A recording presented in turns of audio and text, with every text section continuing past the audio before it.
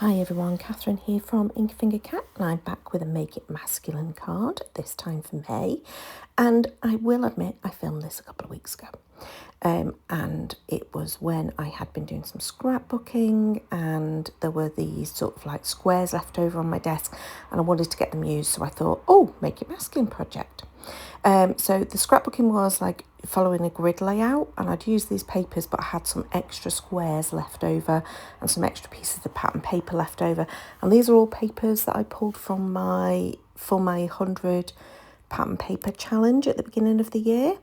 And now that we're back in the craft room and crafting again, etc., I am now managing to start working my way through them again. I had a really productive January, and then it all sort of went to pot for the last few months. But we are getting there. So I'd got all of these scraps that were left on the desk, and so I decided, right, let's call this challenge Using Up Scraps. That's my challenge for Make It Masculine, is use up scraps. And I really did use up scraps of paper, but also the images. So you'll see here, I have this little tray on my desk of random bits and pieces that have been made for cards along the way and not been used up, along with bits of ribbon and twine, etc. And I remembered that there was these 2 chess pieces. So I decided they were going to be my focal feature for this particular card. But yeah, very much using up scraps. Now these particular ones, it hadn't stamped particularly well at the bottom. So the knight and the bishop both had little bits of their letters missing. So I just used a pen to add that in. You'll see that each of the pieces of the pattern paper is quite heavily distressed, like properly ripped at the edges, distressed and curling up and all the rest of it. And I wanted to be in keeping with that on every piece that I put down. So there was a lot of paper dandruff around at the end, that's for certain. So now I'm deciding on my sentiment, and again I'm going with sentiments that are already made, and I go through a few different options, auditioning them in place, and then I change my mind on the final bit.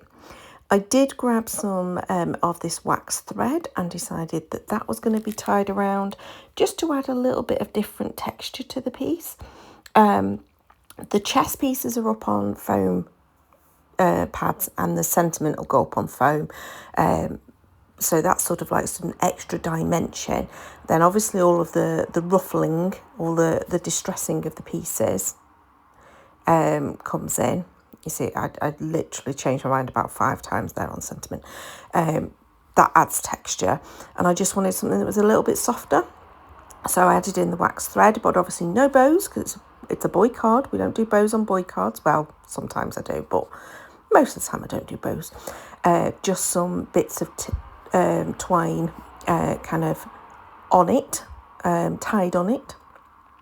Now I'm going to work on the inside of the card, and you can see here the cardstock that I'm using, this cream cardstock, is actually the stuff that I cut out of the journal.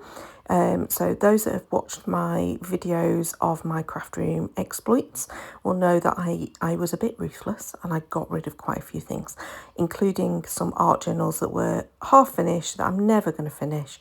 I got rid of them. So I tore out all the empty pages. This cream cardstock is absolutely gorgeous cream cardstock, because it's the one from the Dilutions journal.